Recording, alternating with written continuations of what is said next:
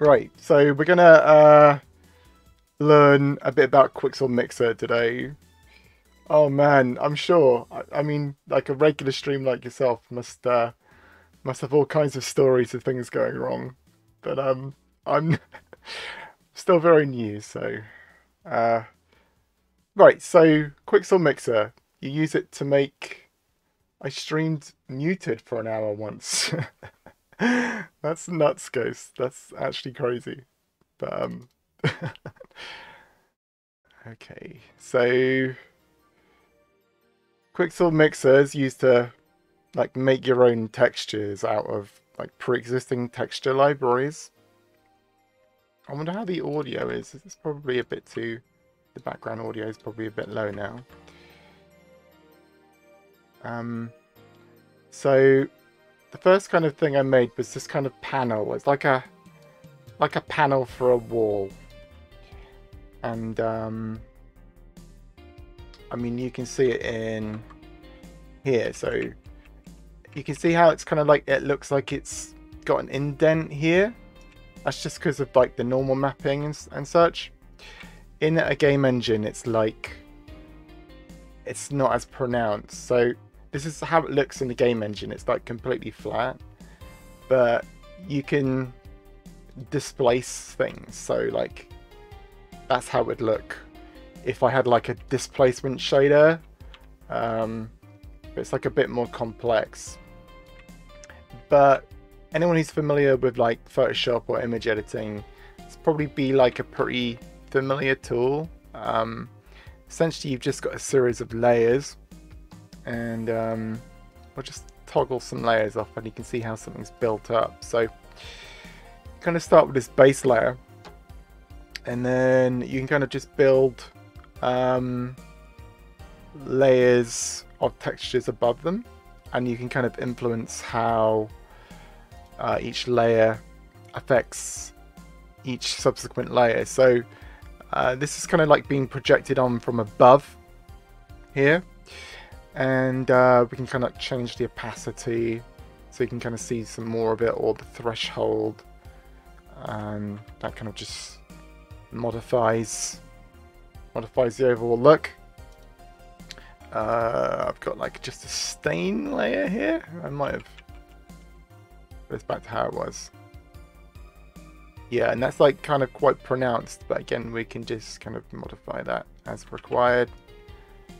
And then I've got this layer of iron, and that has like a mask on it, so I can kind of make the iron be affected to different areas. So I've set the iron to like kind of displace into the object, and I can kind of like just draw stuff on. So I need to set my brush color, but I can just do stuff like this. I could like, you know, just draw all kinds of lewd pictures and things, and for fun and profit.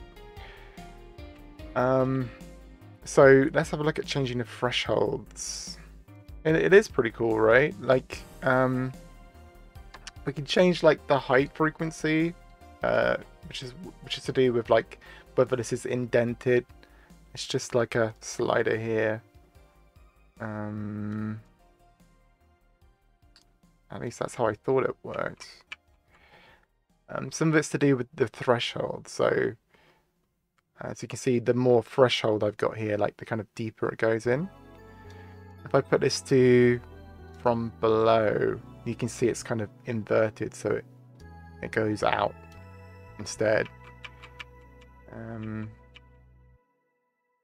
that's really cool. Like, you can see how that's like really useful for texturing. And then I just put like a separate thing on, and again I just used another mask layer here, and again I could like draw stuff on with that. I don't know if I maybe wanted some dimples on the side, or let's bring this down quite low. Maybe I had some like little rivets at a corner, and you can see how that kind of like creates a full texture. Of course, in our game, it's gonna like look like this, and we've got like a button to tile things. So this is how it looks tiled. You can see how these rivets don't really work unless these are kind of like separated. So we'll just undo those rivets. And I've also got like an additional layer here called desert sand.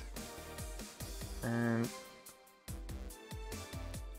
if we toggle that off, you can see how that desert sand kind of gets into this edge. And we can kind of like set it to be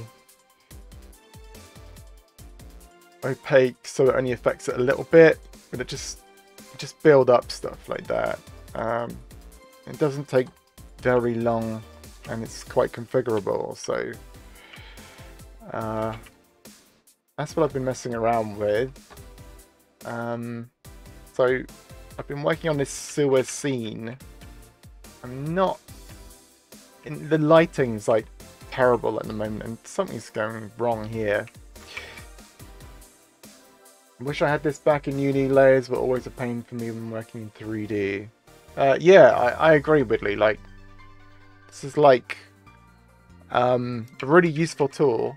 So a bit of background on Quixel. Quixel's, I think it's owned by Unreal now, by Epic. They got like a Epic Mega Grant. I think it was about a year ago. And if you're working with Unreal, you get like a lot of the Quixel library for free. So that's pretty good. So this is one part of it. And we've also got Quixel Bridge, which is kind of a way to bring your assets into a game engine. So these are just some assets I made. And the cool thing is we've got access to all of these resources. So there's 3D assets we can like bring in. I haven't actually tried bringing in a 3D asset yet. Maybe we'll do that.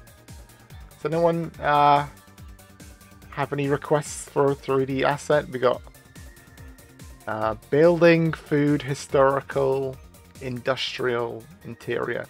I can just like type stuff in and find something as well. So if anyone's got any requests, maybe we can find it in this library. Food. Oh, hi Ian. How's it going? How's it going, man? How's your birthday going? Oh, how about we get this meat in? Giant avocado. Alright. Okay, let's give this a go.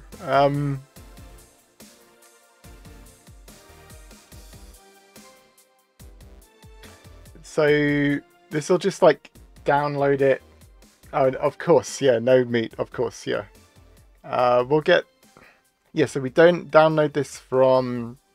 I think it's the Quixel Megascans library, I think. Takes a while, huh? This is at 16%. Oh, what's happened here?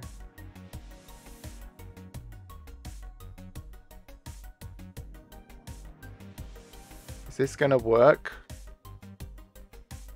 Wait, that's gonna take a while to download. But maybe we can try making like a rocky texture to like kind of demo like a workflow for this. So in terms of workflow, I've literally spent like maybe 3 or 4 hours kind of learning this, like not very long, so I'm really not an expert. But you kind of just start with a base layer, and in your layers you've got all your different texture channels, material channels, and you can kind of enable and disable them as required. And we've got like a surface layer. We can add surface layers, and these are kind of like predefined textures from the Quixel library. If you have a look at the top left here, we've got local library and online. It comes with like a lot of a lot of like materials already set up. So when you download it, you need to be prepared to download like 20 gig of textures. It's quite a lot. So it took a couple of hours to install yesterday. But I mean, let's just have a look what's available. Just have a look through everything here. See how we've got all of these different kind of things that are kind of already a good kind of thing we could export into our game engine if we wanted.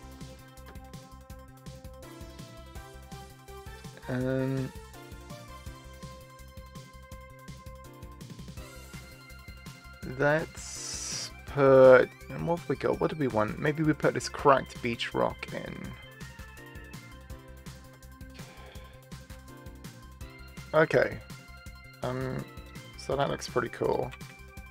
So that's a good layer to start with. And from what I've seen online, what you want to do is you want to get some like dirt or something. So if I get some sand, what have we got here? Soil. And we'll just add that to the top of it. And we want to change the threshold. And you can kind of see how that can affect the texture. We're currently on from below. I think if we put it on from above and then change the texture, you can see how that kind of like fits into some of the like the edges. And that's just like really simple to do, right? Like just change the opacity if we want it to be a little less prevalent. Yeah, so you can kind of just take these things from your library. I don't know, we take this for example, and build up like specific textures, and they all kind of like layer on each other. So with like zero effort at all, like you've got this kind of like, I don't know, it's like a ground that's kind of like been like ridden over on bikes or something. So just change how much that affects things.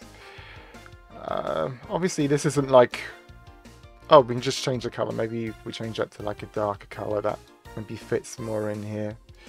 I've seen people use this to make like little landscapes, and you can see how that could happen very easily if you draw in like a height, or you add some noise. So I tell you what, we'll add some noise. I'm unsure how the ordering works here, so I'm going to go to our cracked beach layer, and you can right click on that, and I'm going to add a mask stack, and from there I can add things like a pattern or noise. I'm just going to add good old Perlin noise and just increase the amplitude. See, that doesn't like, do I want to move that? Do I want to move this? Hang on. Unsure about the ordering here, so maybe let's try that on the topmost layer.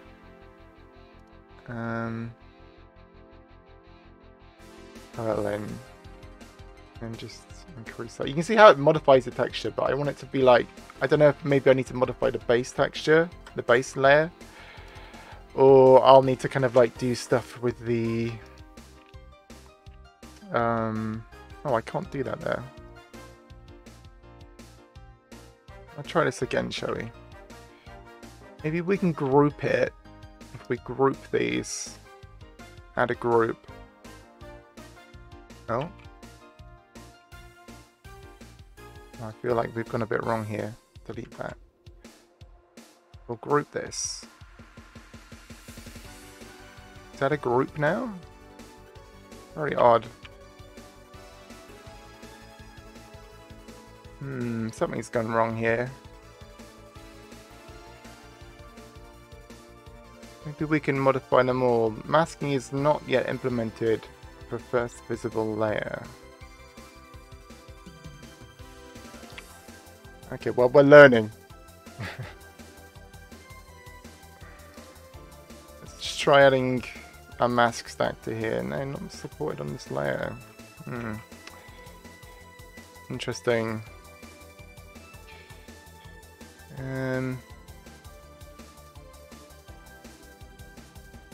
Okay, so we got a group here. Now we'll add a mask stack on top of that group. Add some Perlin noise.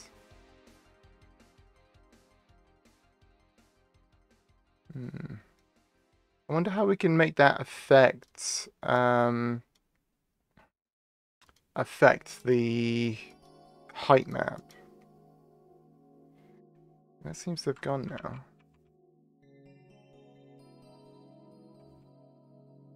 I'll tell you what, let's have a look at some of the examples that are provided. So it comes with a snowy mountains example, so let's have a look at that, shall we? So this is pretty cool. I want to put this on. Maybe I didn't have displacement enabled. Maybe that was it. That makes sense. Yeah, so as you can see, like this is really cool for like it's like a diorama of like some mountains. If I wanted to like, this is like I think this is supposed to be like 2 meters by 2 meters. If I kind of click on preview tiling, you can see how it tiles elegantly. Let's have a look how they set this up. So if I go to the base layer here, and then I maybe modify the noise amplitude, it should kind of, yeah. It goes to like a kind of a topmost limit.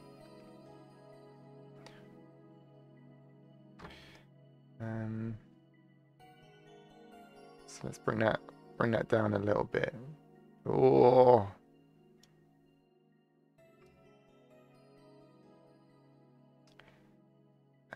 Change the seed value, of course,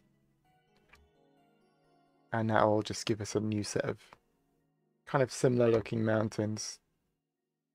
Okay, let's try and replicate that. I think it was just because we didn't have displacement on. So I'll try that again. We'll start off with this jagged rock. Yeah, that's it was totally the displacement issue. We'll add a mask stack again. We'll add some Perlin noise and just increase the amplitude, and that should, it's having an effect. It's not as kind of pronounced. I think that might be to do with the layer itself.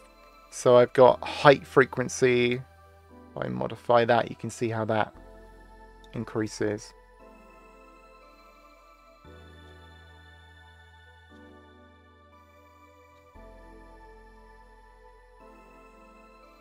Yeah. That's yeah, so that's having an effect now.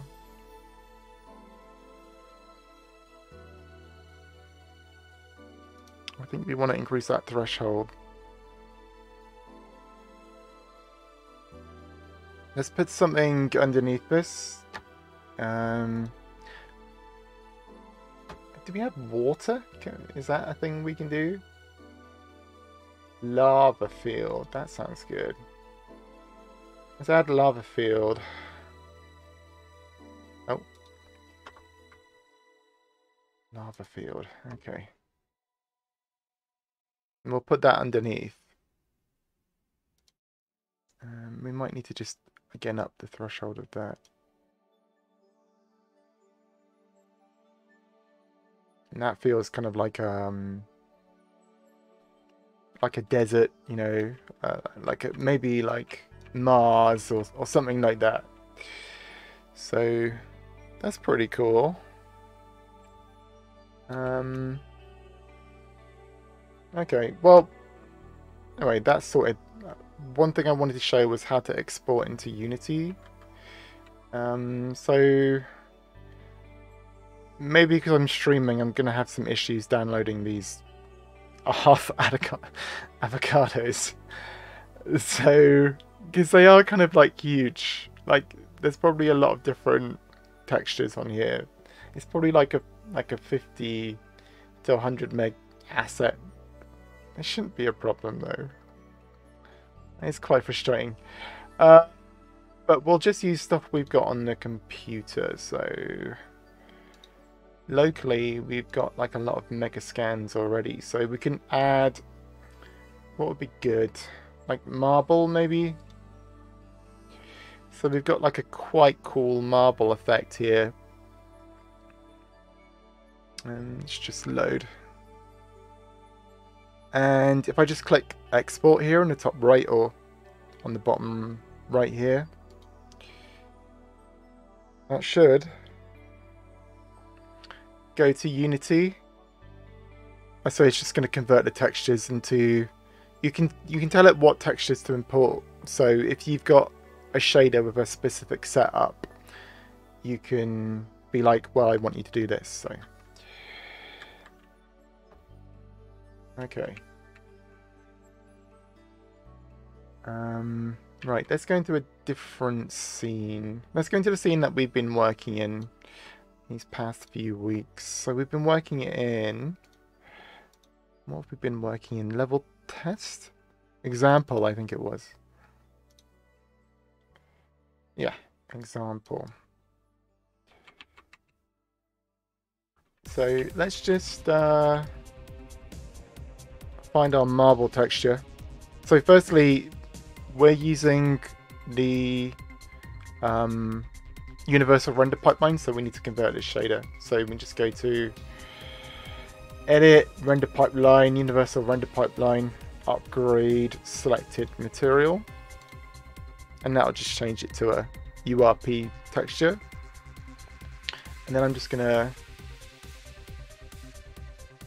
put that in here.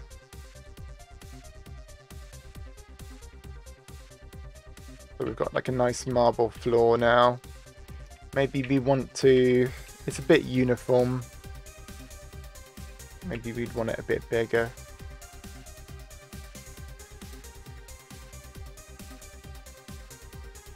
I don't know if it fits into the scene here, but that's kind of what you would do. Something like that.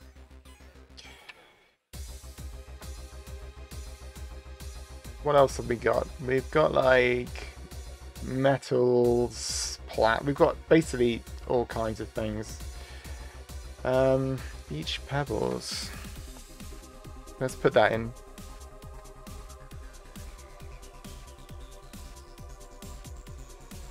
So what's really cool about this is because this is searchable. If you need a specific type of material, you could just search for it and it'll pop up. So one of the issues I was having when trying to figure out a workflow for this would be like, oh, I need this material, and then you'd have to go into like Google image search or like a website, and you'd go through there and go through like their monetization, and then it would give you the individual image maps. So you see we've got some textures here. We've got an albedo, displacement, a mask of some kind, and normal. And I'd be like, well, I guess what's baked into what? And for the using bridge, it just kind of handles that all for you. So you, instead of having to populate your materials yourself, you can just kind of go ahead and do it. So okay, yeah, so again we can just kind of put that in, and that looks really nice, I think. Maybe we want to find like a carpet. Maybe we can do that. We'll find a carpet and a wallpaper and just put those in. So just search wallpaper. Okay, let's have a look online. I'll type wallpaper in. Wallpaper collection. Let's have a look at this, shall we? Oh yeah, that looks fantastic. I'll download that.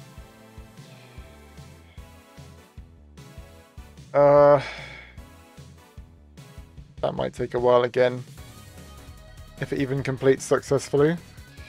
But once that's in, that looks really great, doesn't it? Like, you just kind of pop that in, and that's going to help our, like, on this red wall, and things are going to look like way better already.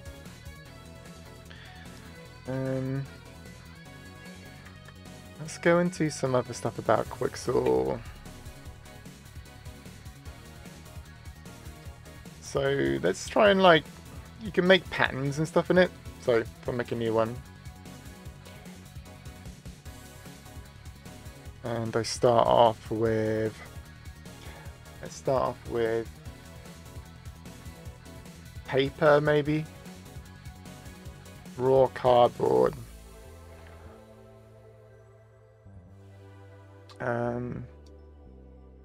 Okay, so we've got like a cardboard kind of base here, and say we wanted like some of this to be red. We could like copy this, so we'll duplicate the layer, maybe put that up a bit, and if we right click, add a mask again, and we'll add a like a checker pattern.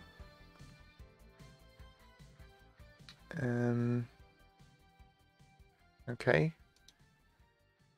and I could like change the color of this maybe, and like so, like a simple kind of cardboard floor, I guess. Which I guess is cool. Just by adding a pattern and changing the thresholds a bit, so. I mean, that's already quite unique.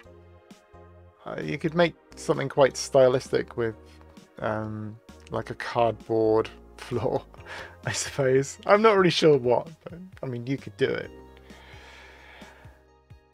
Let's delete that. We'll do something different.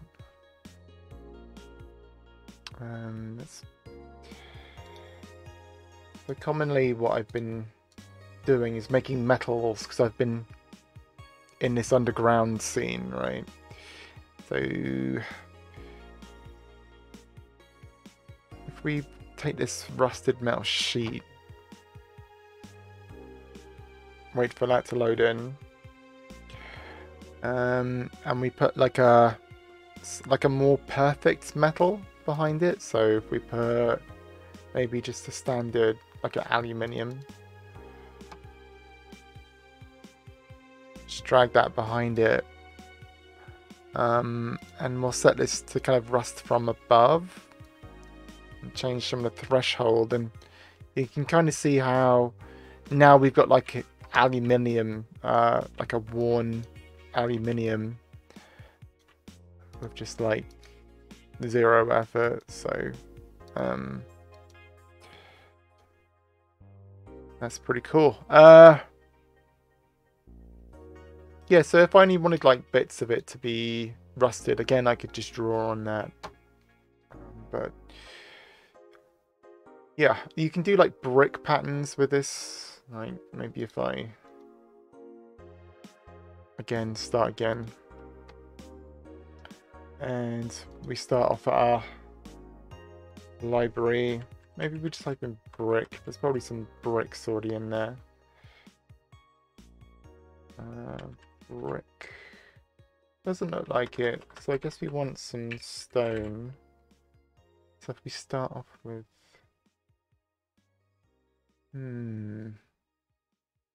Let's have a look in rocks, see what's in there. Oh, here's like a kind of rock cliff.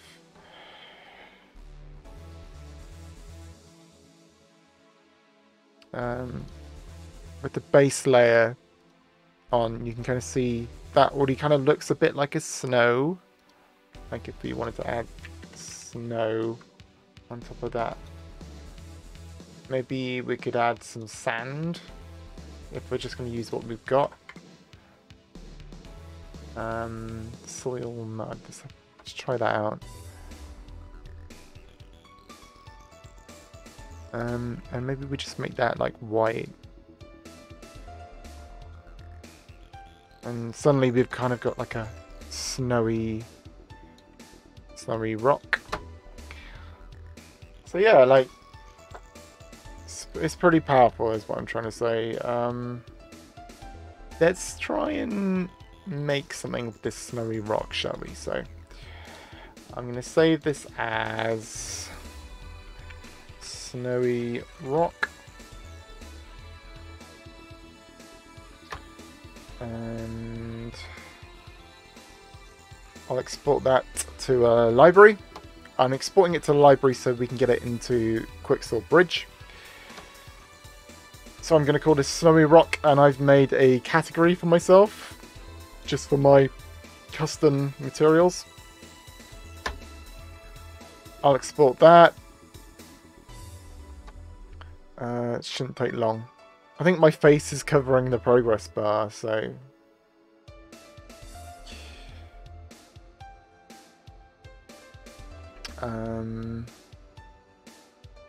Go to Bridge. Yeah, this is having issues downloading while I'm streaming. That's okay, that's fine. Let's go to our custom mixes. We've got our Snowy Rock. I'll click the export button.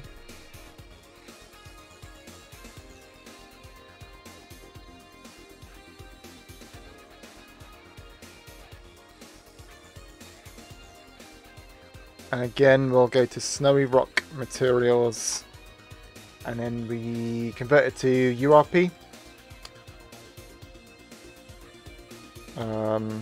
Like so. And we'll create a new scene. So let's just make a model of some kind. So let's change our clipping so we're in units, 0.5 units. So I'm just going to delete this, and we'll go to about here, 2 meters, and I want my world to be subtractive, so I go to Model, Behavior, Inverted World, and let's just apply this material to everything.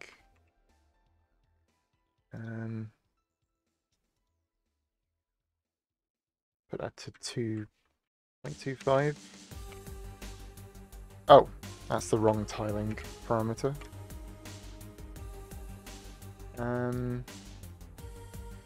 Okay. What do we want to do? I guess we could try making like some cliff edges. So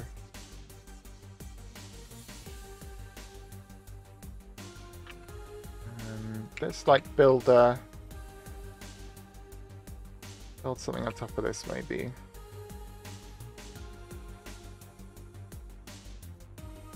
And we'll just push that out. This should be subtractive, is it? Generate that.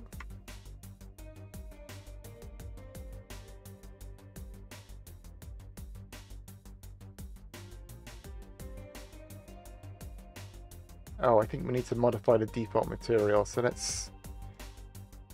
Oh. Snowy rock this should be.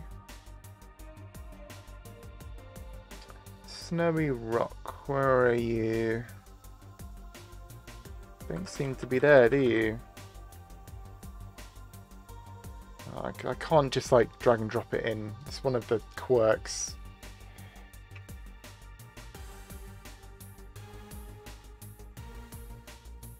Oh my word.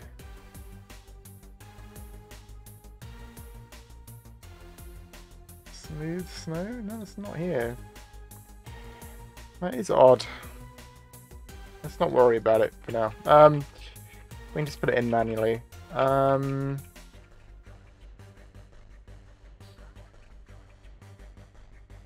Let's move this like here. And maybe we'll just modify this edge so it meets up.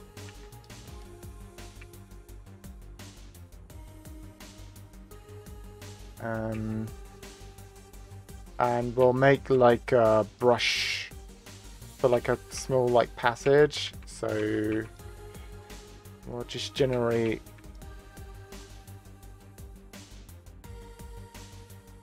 something like this maybe.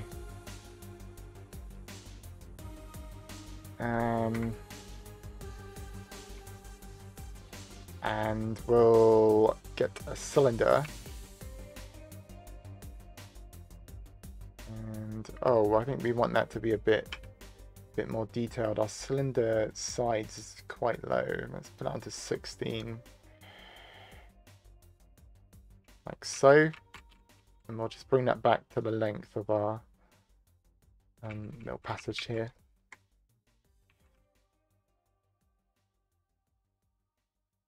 And we'll group those.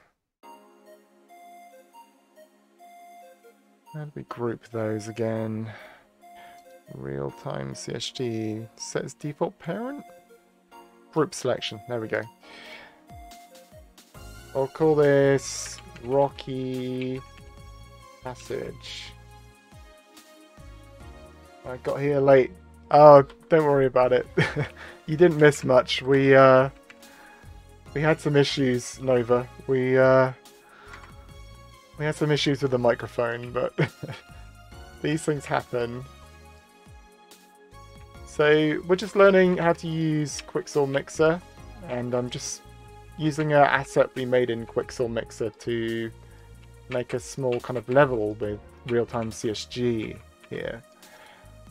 This small error here, let's just modify that, shall we? Let's bring that out a little bit. Or maybe we need to rebuild that. Yeah, I'll just bring that out a bit. Oh yeah, of course, because of the overhang. That makes sense. Okay, cool.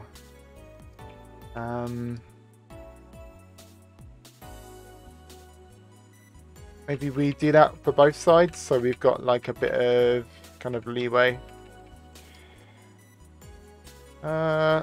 Actually, maybe we don't do that. I think maybe we undo that. And we just bring our little corridor in a bit. And that should just fix that issue.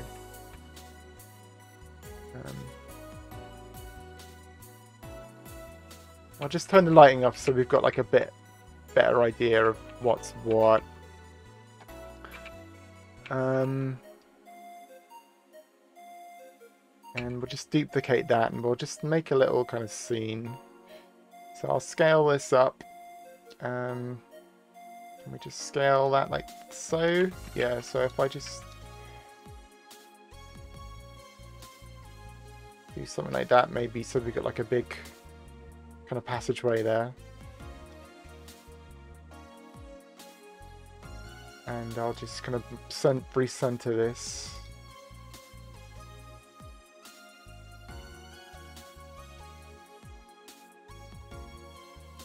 And just going to rotate this 90 degrees. What's happened here? I have to use the rotate tool for that. And just click on recenter pivot.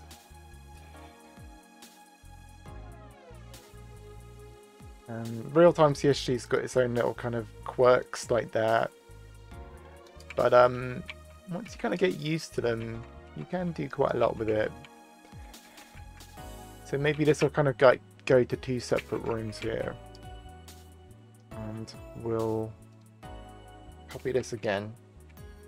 And we'll create like a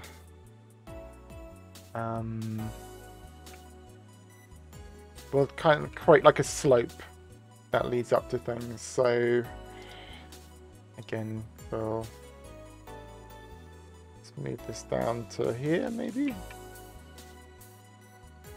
and move the box along with it. So we'll go up here into this cabin. You can have a little look around. The tiling's gone a bit wrong here. That's something we can correct, but I need to look up the website. You can modify the tiling offset basically per polygon. It's just not something I got round to learning yet. So but yeah, maybe we expand this out. Oh, actually, maybe we'll go from a steep stairs to like a corridor here. So let's make some stairs. So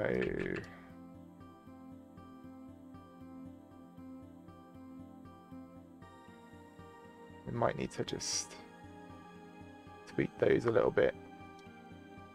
Oh, something's gone wrong here. Delete those. We'll make the stairs here. It might be a bit easier. So we'll just generate some stairs.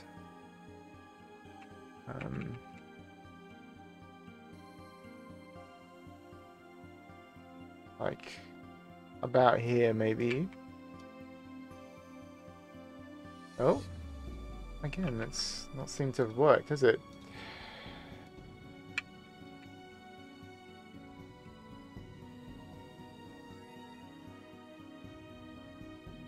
It's having some issues. Oh, there we go. There we go. That should be subtractive. So yeah, there we go. We've got some stairs finally. Let's rotate that.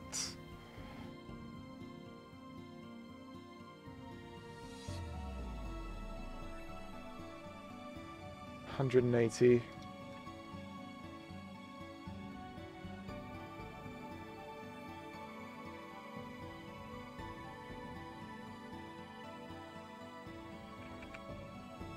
And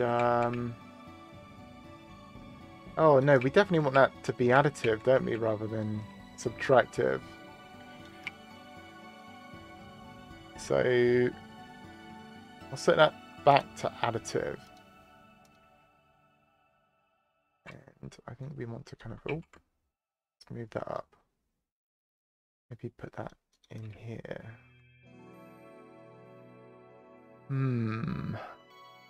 Additive. There we go. Okay, yeah, that's pretty cool.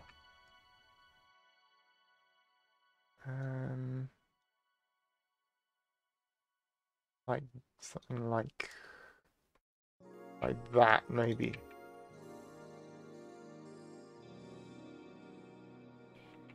And maybe we'll kind of duplicate this. Oh, we can just make another box. Let's make it. Well, maybe we can freehand draw something. We don't normally do that, so. I think I need to do it on from here, and then we'll move it down. So maybe we'll make like a.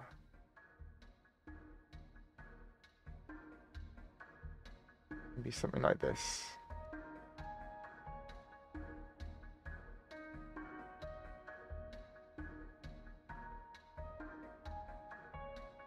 And then just close that and extrude it.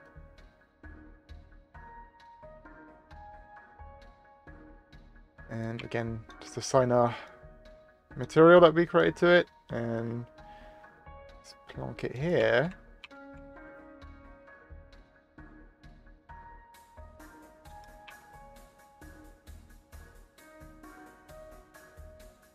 Okay, cool, cool. Well, maybe we need it a little bit lower. Let's move that down a little bit so it lines up with the stairs. Oh, like so. Yeah, that's about right. Okay. Cool. Cool. I quite like that. I'm just going to copy this twice and put these into here. Actually, let's duplicate these. And instead, what I'll do is Oh, I've missed a bit, haven't I? I'll copy this passage.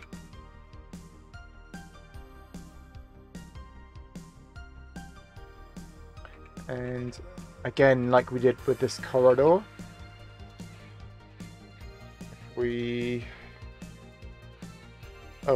edit. And I just kind of move that like so.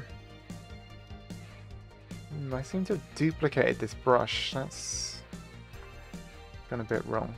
Okay. So I'll do that. And we do the same for the cylinder that we made. So again, there's a lot of things that could be better with real-time CSG, like the kind of multi-object selection. But it's still kind of like, I still like it a lot. So okay, let's copy this room. And we can just kind of slightly move that here. Maybe we'll have like a little kind of lip to it.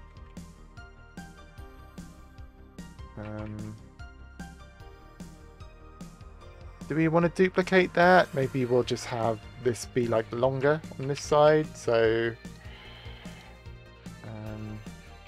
I don't know if I can move like multiple objects. Oh, I think I can actually. So if I handle as one object and then do that, I think I can do something like that. Good. Duplicate this room. I'll put that in here.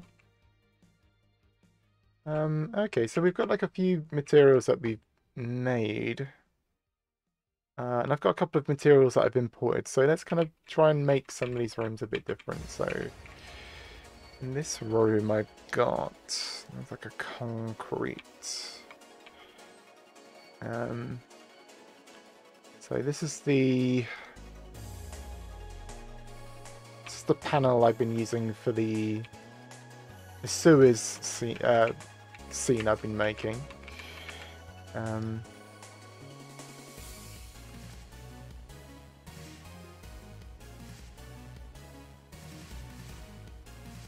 So maybe we've got something like that. Maybe this is like a secret like underground facility or something. And then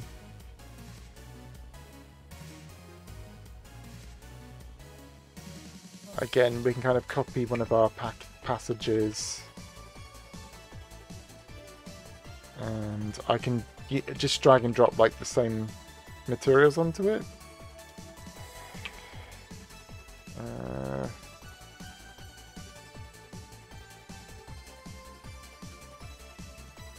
Let's put concrete blue on the roof. So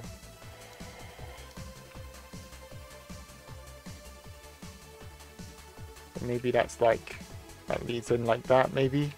Or maybe this whole area is blue, I don't know. Let's give that a go.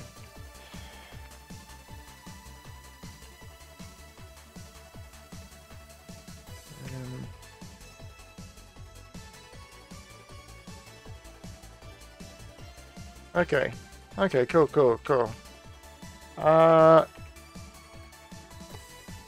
What did we make the other day? We made like a metal kind of path. Obviously with like more kind of detail in modeling, you could do like a lot more with this stuff. But I mean, that's not what we're about right now. But yeah, so that's really cool. Maybe we want to add some features to this room. Maybe we want to add some like grass, some like grassy bits. Maybe we want the whole ground to be like a snowy grass. So let's go back into Quixel Mixer, and I'm going to add another layer, add a surface layer. Just going to look for grass. It doesn't seem to be... Oh, here's some Icelandic moss. That sounds good. We'll add some moss. And I think that'll kind of like blend in with the soil and the mud. So we just disable those for now. I think we want that to be like quite prevalent. I'll set that to go from above. It doesn't seem to be affecting it. Maybe I need to move that up. Yeah, and so maybe we've got like moss peeking through the like the snow. We need to think about how we're layering this.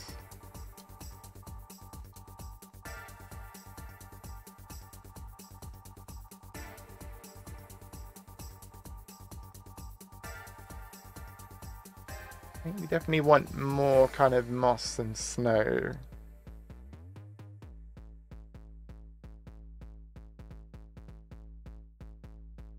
Maybe we need to modify. Maybe something like that. Maybe that's good.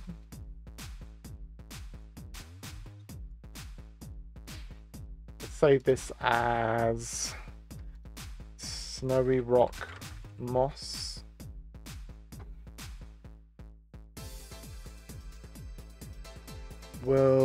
We need to export this to Bridge again. So we do File, Export to Library. We've already got a material called Snowy Rock, so I'm going to call this Snowy Rock Moss. And then if we go into Unity again. Oh, wait, I need to export this from Bridge. Whenever you go back into Bridge, you need to kind of like manually refresh your local mixers. So you just click on something else and then click on mixers again, and then your, well, here we go. Here's our Snowy Rock Moss. You just click on export again. It'll take a little while to kind of convert the textures as required.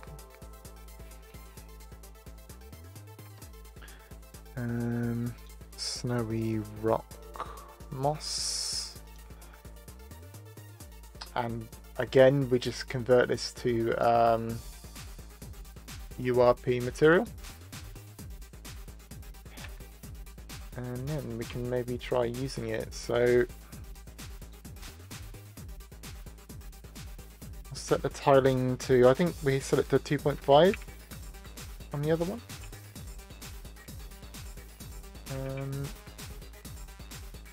So maybe that's not the most different material in the world. But maybe it kind of like give a bit more character to it. Like perhaps we should have made the base material, the base rock, like a different material. That's something we can modify.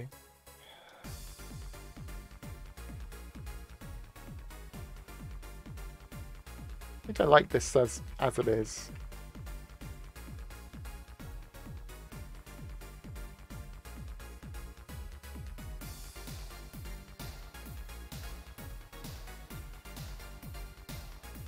And again, we can just kind of quickly go in and populate all of those floors. Good. Let's modify this so we're using something different. This is rock cliff layered. I think we want to use like just another rock of some kind. So let's see what rocks we have. Rock cliff layered. Icelandic mossy rock. Maybe we want more control over the moss, so we'll do Icelandic rock.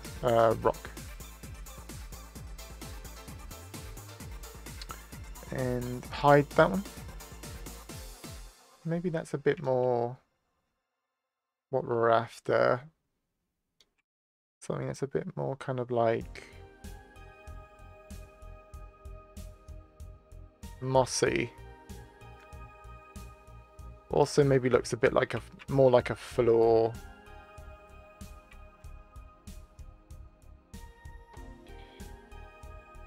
Okay, let's save that. And again, you just re-export it to library. It remembers the name, so you can just export again and overwrite it. Again, we go back into Quixel Bridge and just click on export.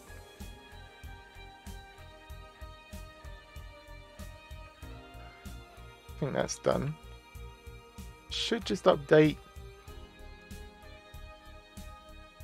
No? Is that not going to update?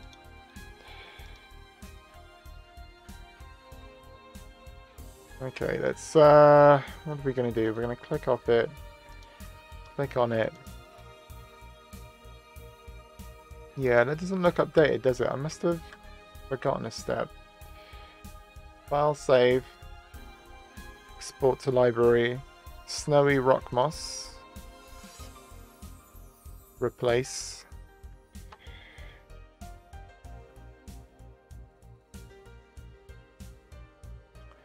Gonna watch this like a hawk. Okay, I'll save this here as well.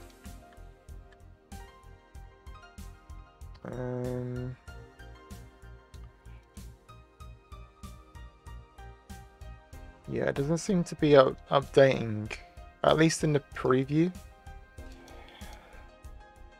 Let's try exporting that again.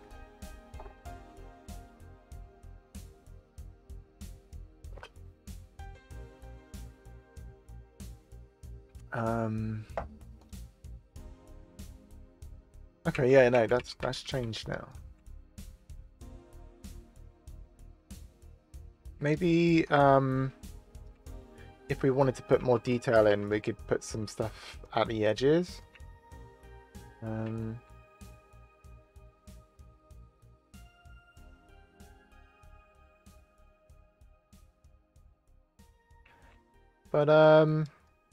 Yeah, so there's not much else I wanted to show off today. Just kind of what you could do with Mixer and how you can integrate it with like something like Pro Builder or real-time CSG. We haven't really done any code today. One thing I'd like to get better at, something I'm trying to get better at is like lighting. So at the moment there's no lighting's been put into this, but kind of when I'm if I load up the sewer scene that I'm kind of trying to figure out and work on. Let's go to, oh, I'll just save this scene quickly. Let's call this Cavern.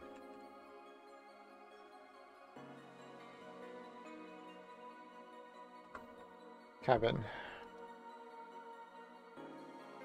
So like this is the scene I'm working on at the moment. It's supposed to be like a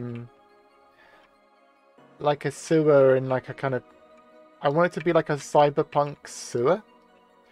And I want to have like kind of like light bars kind of going across here.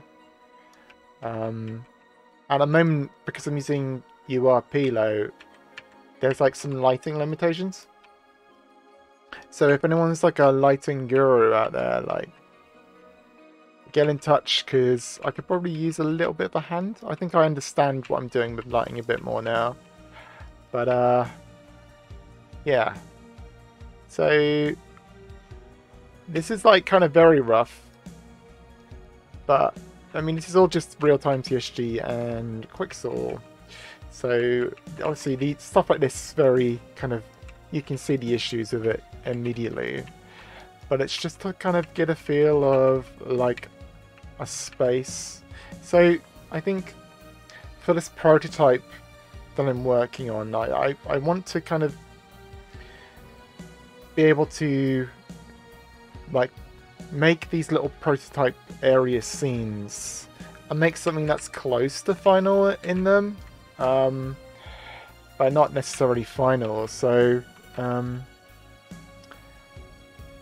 I think what we would do, like, to kind of get this better, obviously we'd tidy all of this up, but as you can see, it's, again, because we're using real-time TSG, it's all very modular, so we can kind of just hide these areas and,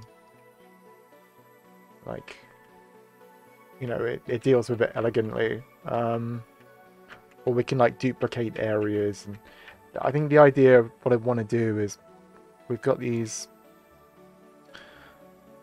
kind of pre-built blocks of like a sewer. And then kind of when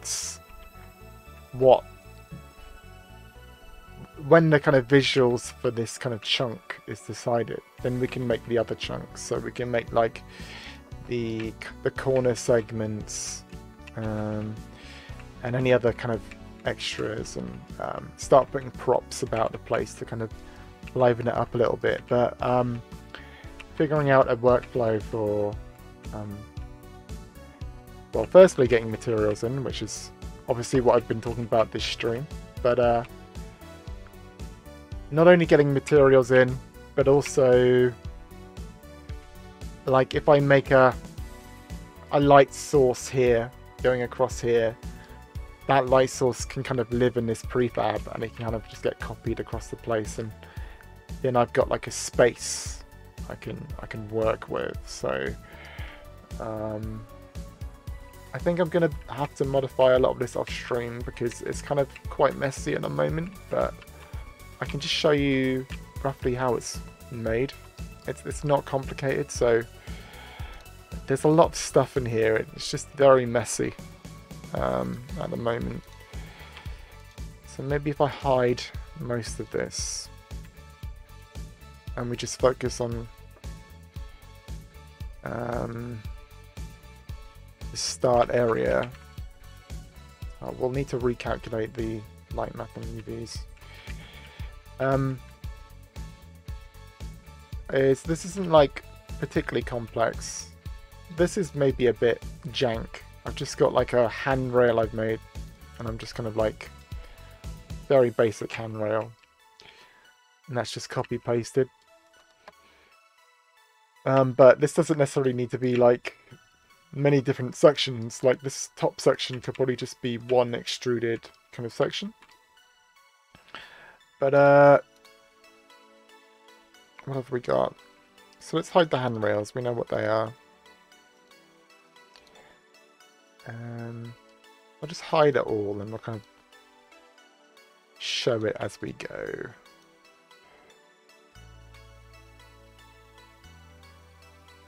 And we've also got this kind of floor. Not floors. It's supposed to be like water. Yo, how's it going? Oh, hi Dev. How's it going? It's going good, man. We've just been demoing a Quicksaw mixer and like material workflows, and I'm just going over the structure of how to make like a simple level. I've been working on this tech sewer, and it's not anywhere near completed, but I've just took a section of it here, and we're just going to analyze what it is. So all it is at the moment, it's literally 3 cubes. So this is 3 cubes, really basic, yeah. So we've just got like a cube here, and we've got the material that I made earlier on these walls, and we've also got a material I made for like a floor, like a bar floor, and like a metal on the ceiling. And then we just extrude a bit down, and that makes kind of like a sewer bit. Again, just another subtractive box, and then there's another subtractive box, and that's just got concrete on the side, concrete texture, and that just kind of like brings this trim down. Obviously, I think what we would do is this trim here would be beveled slightly, so it was like smooth, and I don't know if we'd probably like segment this, so this whole edge would be like a plastic area that kind of like housed the metal bars, and then from there I was like, oh, put some handrails in. Very simple handrails, like just a couple of extruded cylinders with a metal I made on it, like a kind of a quite mashed up metal, so it's kind of got a lot of dents on it. So we just put that on either side, and then to kind of like add some detail, these are a little bit too extruded. To add some detail, I just kind of added in these cubes to kind of segment the wall out.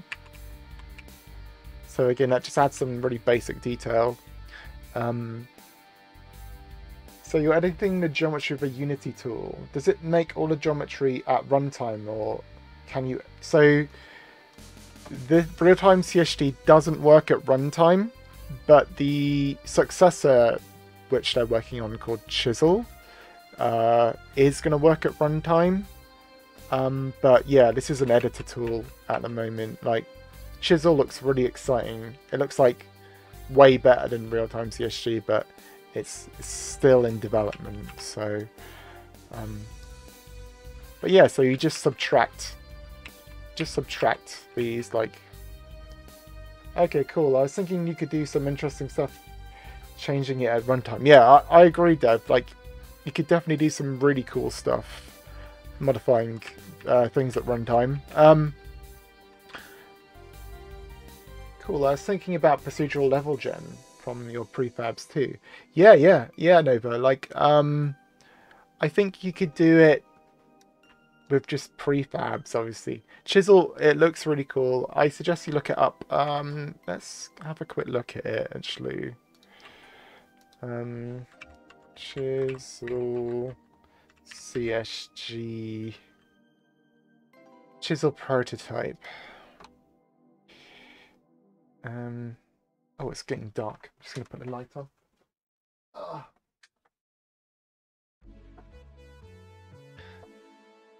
So this is in like semi-active development, but they're not recommending it for like current projects. It's still very much in active development. I think the guy who Logical Error, this dude, he works at Unity, but he doesn't. Unity aren't like throwing resources at him to make this, so this is like very much a unofficial project. But one of the cool things that they're going to put into this is like node-based generators. So it'll be something like CSG, but mixed with something like Houdini.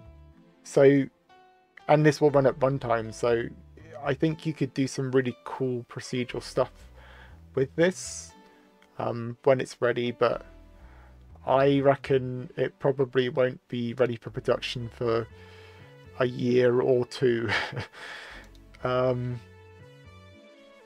So yeah, totally check that out. Like, yeah, it does. Like, I lurk on the Discord, and there's a couple of people on it, but the guy doesn't have the resources. Like, I'd like to be able to help, but I don't know if I'd just hinder, to be honest.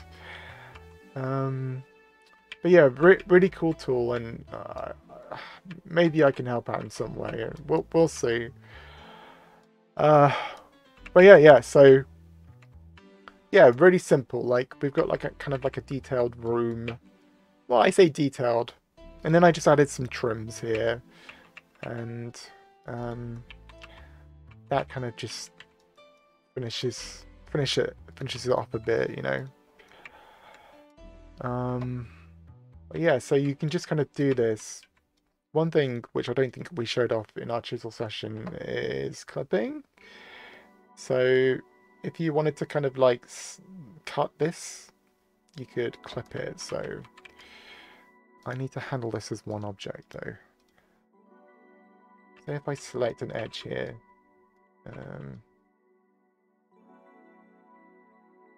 do that, you can kind of just cut it. And that's how it was generating the corner sections. And obviously it cuts it like a solid object, so I mean, I think that's pretty cool. Again, like if you've used like Quake level editors, like none of this is new, but like I don't know, I just think it's really cool. Like I just prefer it to Pro Builder quite a lot. But yeah, so I mean, very simple kind of modular scene. And it doesn't take a lot to modify it into a corner piece, like we have here. So is it usable with like height map stuff? So what you could do is, well, like the height maps we did in Quixel. So I don't know if you can see this, Dev. I don't know how long you've been a boot, but we've been making kind of procedural textures. And if I load up one of the examples, there's something called Snowy Mountains here. And you can see how, obviously, there's a lot of height here. But when you put it into Unity, it's going to look like this, yeah. But that's with a default shader. That you can export all the maps that generate this. And you can either create or download a shader to actually generate the geometry that's you can see here. So you could apply this on a flat plane and it would create this geometry. But it's like quite expensive because essentially you're using like GPU tessellation to do that, and that generates, like, because it's per vertex, it generates loads of vertices. Like, this will be a really heavy thing to compute, but you could like just put this on a plane and then the GPU would tessellate it, and you could do it. So you could do it, but like, I mean, for something like this wall, you probably wouldn't, right? Like, but if you had like a mountainous region, you might think about it. Like, it depends on your build target, I suppose. So that's something you could do. I'm kind of at a loss what to do for the rest of the stream. We've got like another half an hour of time to fill. I don't know if anyone wants to see anything in particular when it comes to Quixel, real-time CSG, or anything in between there. Actually went a lot smoother. I've been a lot less prepared for this stream, to be honest. So, but I think clearing up this is just going to take a couple of hours, and it's not something that's going to be particularly exciting for stream. I tell you what we could do. We could set this up with our current scripts that we've made so far. So I could put some zombies in here, set some cameras up. Maybe we'll do that. So let's have a look at how this runs currently. I think I've got a nav mesh baked. Yeah, so I've got a little simple nav mesh. And if we run this, so we've got our kind of character that we've been working on, moving around the environment. So maybe we'll set up some different cameras. We'll need to rebake the light maps here, I think, or rebuild the light maps. Like so.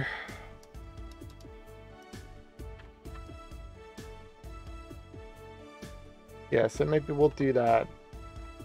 Have you got the cameras that track yet? Not yet, Dev. No. I've kind of like gone down the approach of I need to kind of sort out the visuals, and I'm just trying to figure out what the game is now rather than do work. But I will get back onto kind of doing work on it soon. I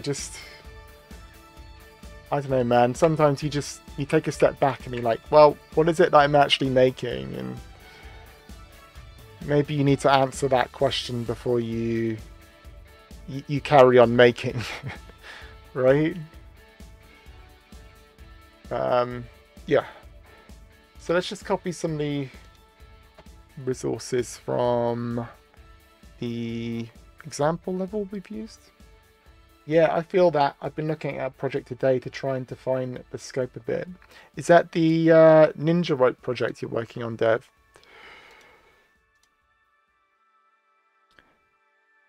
So let's go to our example. Oh no, I think we want to go to simple room 2.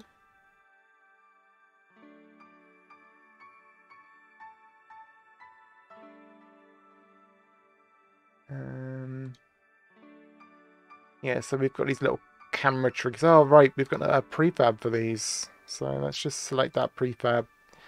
Go back to our scene. Tech sewer. And prefabs. Camera triggers. Yeah, let's just put these down. I'll place that on 0, 0, 0.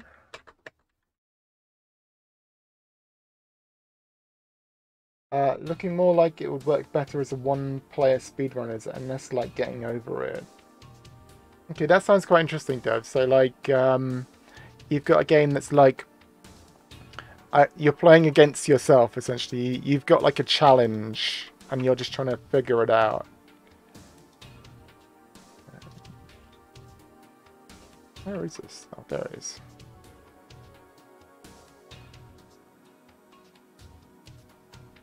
I think that makes sense for what you want to do, though. Yeah, more about maintaining flow instead of focusing on precision. Yeah, I think when it comes to like grappling hook games, very much all about flow. Like, another grappling hook game, which you might not have seen, is I don't know if you know Bionic Commando, but there was a remake of it on Xbox 360. Yeah, like I know they did a 3D one, but they did like an old school one. It had a fantastic bug. What was the bug in Bionic Commando? I've got no idea. That's the only grappling hook game that I know of. There's quite a few, Nova. Like, you'd be surprised. You could get him to scream, and it would never stop. Well, isn't that the best kind of bug, right? Like a Jason bug, right? That's what you want. Let's position some cameras, actually. Hang on. You hit retry when getting hit by a platform. Oh, I see. Oh, and there's just like no check in there for it. Yeah, that makes sense. I guess we don't need to do much. We'll just put 2 triggers in. Do that.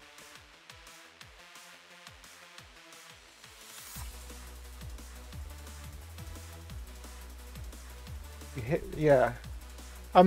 Yeah, I actually quite like that game, Bionic Commando, the remake. It's like, I don't know how to describe it, but like, it really did it for me, man. I played it, oh, how did I not duplicate that? I played it like to death. I think I 100%ed it. It wasn't like too hard. I did all like the achievements and stuff. But there's just something about grappling hook games that you kind of achieve a mastery of your kind of momentum. And you know, you start off being like, oh man, why is there no jump button?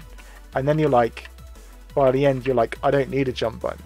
You know, like going from a young Padawan to like a pro as fuck speedrun tier grapple god is a good journey, you know.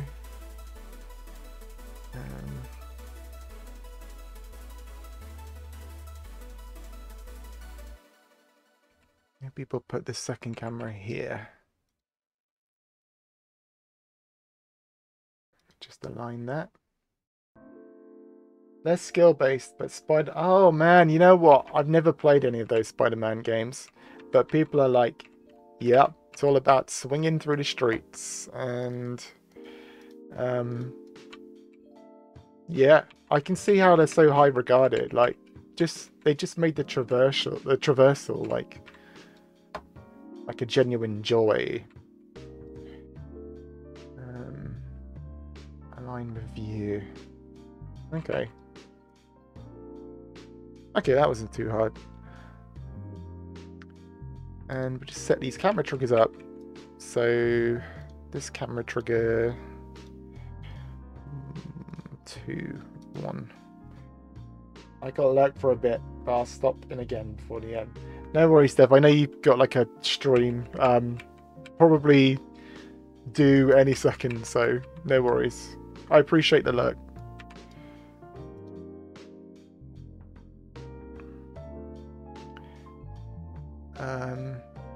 Right. So this side is main camera. And that side is camera 2.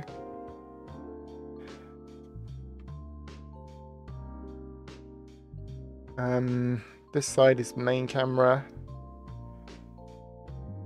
And that side is camera 1. Okay.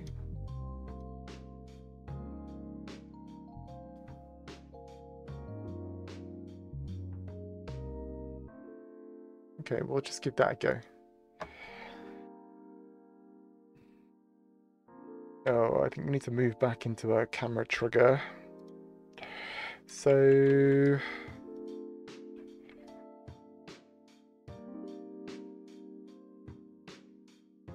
maybe if we just put that there for now. That should... yeah, okay. Now when we go around the corner, we've got a different camera angle. I think I need to raise... like, I think if this was like a Resi game, right, you'd have to activate a console to raise, like, the water level. That's some dark ass water. You'd have to do that to raise the water level, and then the bridge would, like, float to the top. And you would get to the other side, the zombie would jump out at you.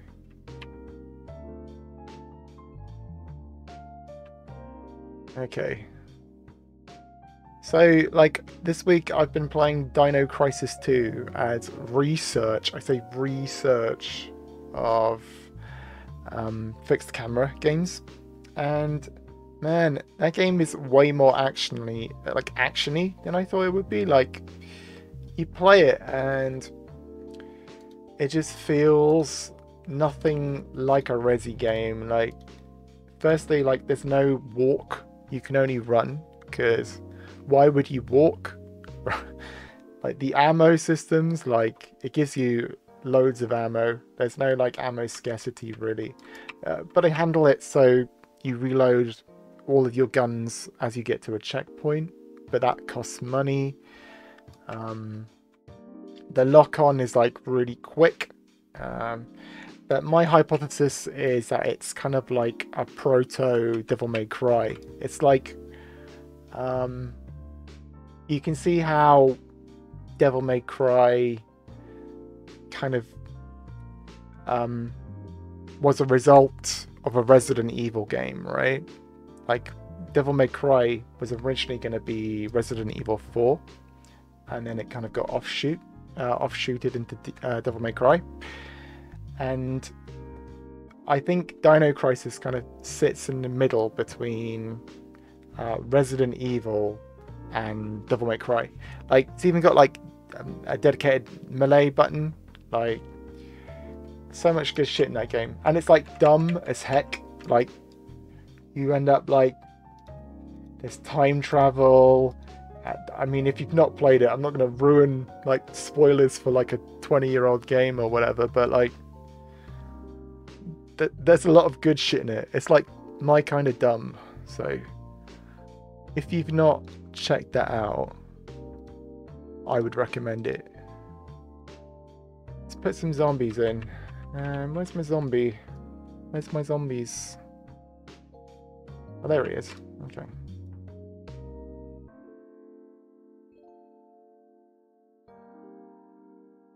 I need to think about... Oh man, how good would a new Dino Crisis be? Right, Widley, it would be fucking epic. Like, because I think it would be like a Devil May Cry, but like a bit more toned down and like gun based. Whereas like Devil May Cry is all about like, you know, you use your stingers and your what's Nero, the grab hand Nero has. Like, it's all about like closing distance on enemies and being really aggressive. Whereas like Dino Crisis is like, it's like you walk for 3 seconds and now it's spawned like 20 dinos that you need to press the R1 button on. So I don't know, man. Like, I think they could do it. Like, there was a Dino Crisis 3 apparently on Xbox that I've not played. Like, it wasn't well regarded.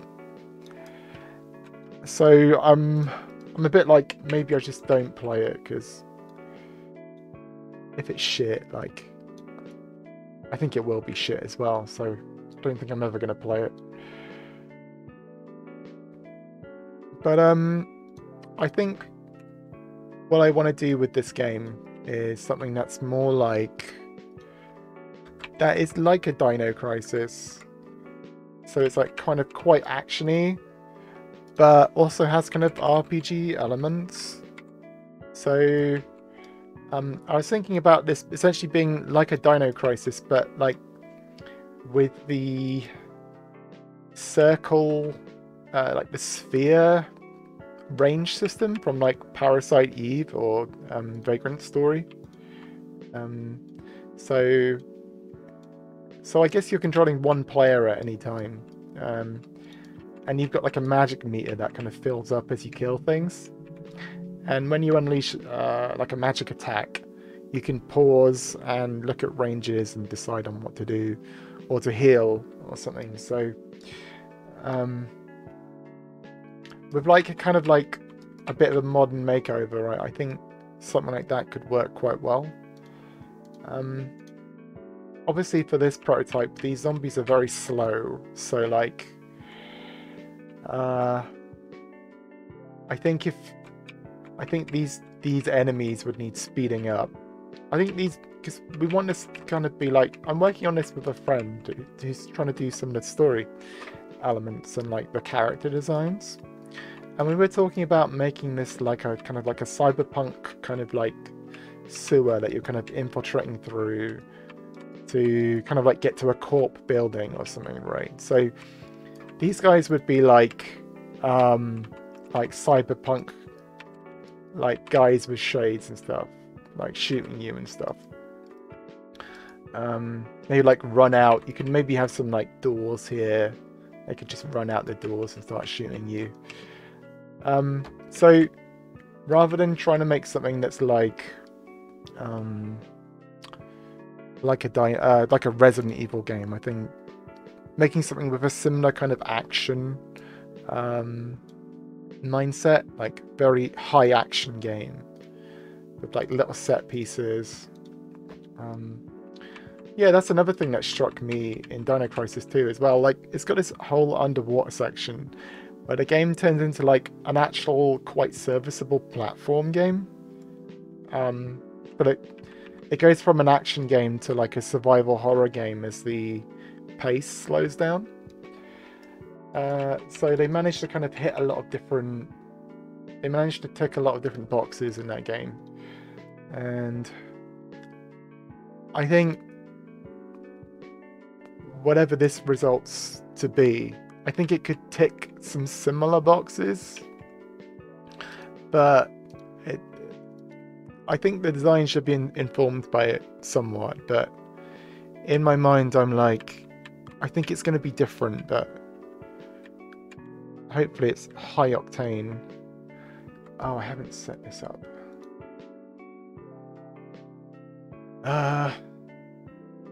We set it up in a different scene, didn't we? Let's go to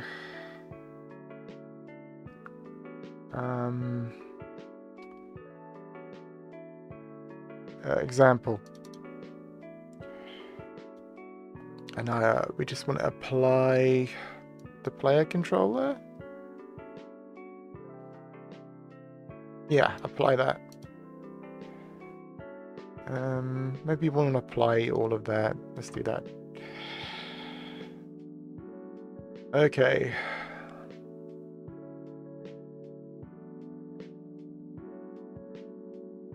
Right, let's give this another go.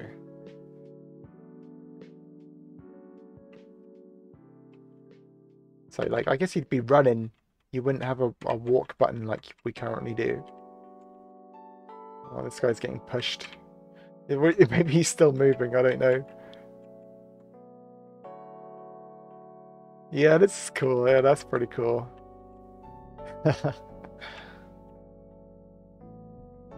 Sorry, I was opening my presents. What kind of collider are you using for the walls? It's just a mesh collider. I'll show you, Ian. I hope you got some good presents, by the way. Let's know what you got. So let me expand this.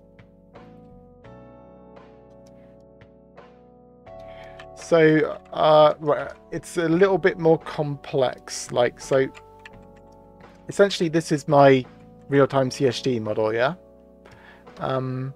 If you have a look at the options on the right here, we've got generate collider. You can set the collider to be convex or whatever, yeah? Like, or a trigger if you want the whole thing to be a trigger. But we can have a look at the render. How do we show that? Show meshes. I got an ocean projector and a yoga mat. Nice. One of my flatmate got a projector recently, and he's getting a lot of use out of it. So that's pretty good, man. 10 out of 10. Okay, so we've got this generated meshes area, and it generates like a whole collider. Can I not see that? That's odd. I don't know if I can show it to you. Maybe if I load up the game. Hang on. Essentially, it generates usable colliders. So it's like this, like, and but the setup for this game is like it's just using nav mesh, right? So like we're using a rigid body in play. See, there's a rigid body here, and that rigid body is just set up to be kinematic. And I think I move it manually with the player, and that's just used for hit detection.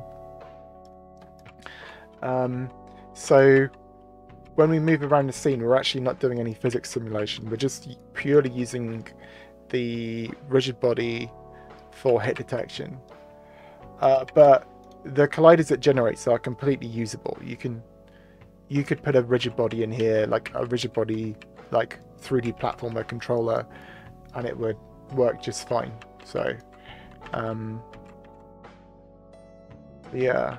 So yeah, you can do quite a lot with it. You could do the same with Pro Builder as well. Like, Pro Builder's got its own kind of like uses.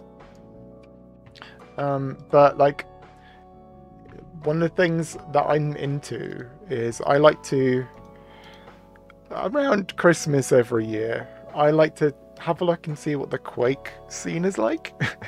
And that might sound odd, but I've got this piece of software that just downloads the current, like, there's like map jams people do for Quake, yeah. And I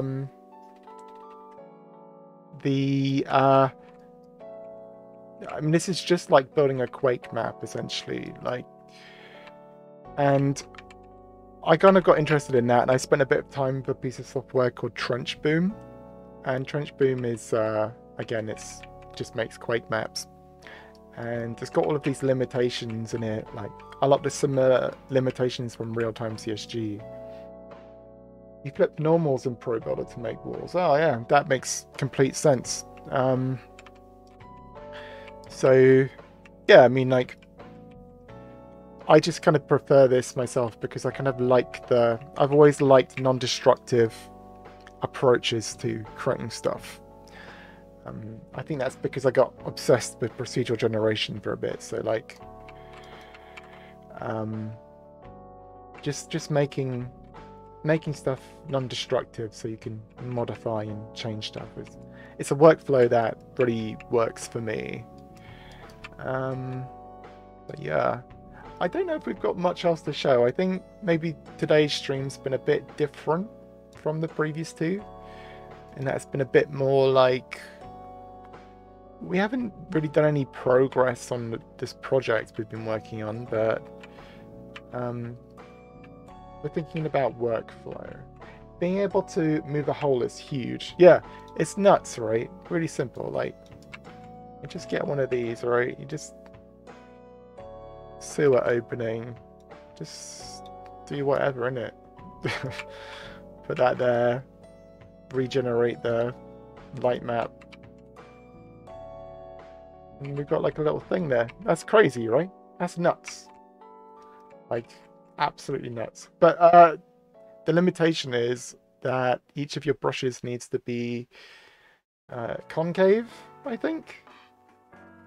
But you can like fix that by just having more brushes. So it is a limitation, but it's like not a massive limitation. So yeah. But yeah, as I say, like, I know this stream's been a bit more like workflow. I think next week we'll try and figure out some, I think maybe some UI.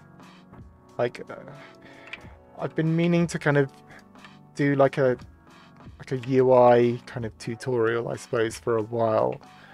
And I want to make like a briefcase, like a Resi 5 briefcase. So, Ian, if you've not been about, yeah, check out Chisel Prototype. And Chisel Prototype's the guy, this logical error dude. He works at Unity, and he's been working on this, yeah, successor to real-time CSG with a couple of other developers who do CSG plugins. It's not ready yet, but I mean, check back in 2 years and I think it'll be kind of ready. But it's worth checking out what they're doing. It's like really cool. Andre, this is a throwback to me trying to make awful CS 1.5 maps in Hammer. Yeah, exactly. It's exactly like a BSP editor, like Hammer. Yeah. Well, I hope to make some awful CS 1.5 maps. So yeah. Oh right, yeah. I was going to show you. So I want to make Resident Evil 5 briefcase. Oh, Resi 4 briefcase. Not 5. Yeah, so like this is the best inventory management system in any game. Like, I will not be swayed on this. I want to make something like this, right? So it's like you're playing Tetris but with guns and ammo. So I'd really like there to be a system in place where it's kind of like grid and making things fit into a grid. One of the things I've been thinking about in terms of upgrade paths is each kind of set of armor or guns will have its own sub-grid, and you can use that grid to kind of modify things. So that's kind of like, maybe that's what we'll work on. I agree, great inventory. Yeah, Dev, like, it's just like, I love it. It's so good. Yeah, of course, you need to be able to rotate. It's a good point. So maybe we'll try and get something like that up and running next week. That'd be a little bit of a challenge, but I don't think it'd be that tough. Yeah, okay, I'm gonna pencil that in. But yeah. Oh, this is the Coffee Talk soundtrack. Oh, I have not played this yet. It's very much my cup of coffee, though. Yeah, I should check that game out. Okay, well, I think we're done for today. So yeah, thanks for checking in. 4-week project. Yeah, definitely. It's like... It's definitely a big project, I think, making a briefcase inventory. But I think we can get a prototype for it done in a little bit. I would charge 6k to make that briefcase. Yeah. No, well, I mean, you know what? I'd do it for free just because I love briefcase so much. Briefcase is the best. Don't hold me to that. Yeah, no, thanks for coming along, everyone. It's good to see people getting involved in chat as well. I know Sweatshop Dev is going to be streaming soon. If he might be streaming now, I've got no idea. Let's have a little look, shall we?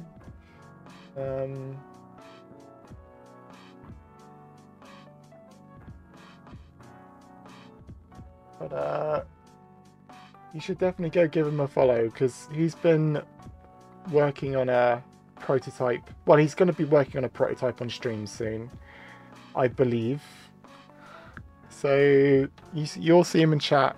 Go give him a little follow, and he streams most days. So yeah, check that out. But thanks again. I'll be back next week at same time 4 till 6, working on Unity things. Okay, cool. Excellent. The music stopped. All right. Cool. Cheers, guys. Thank you.